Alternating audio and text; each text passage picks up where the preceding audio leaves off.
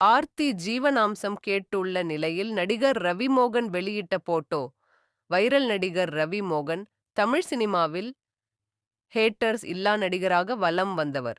தனது படங்கள் மூலம் மக்களை கவர்ந்தவர். பொன்னியின் செல்வன் படத்தின் மூலம் பெரிய வரவேற்பு பெற்றார்.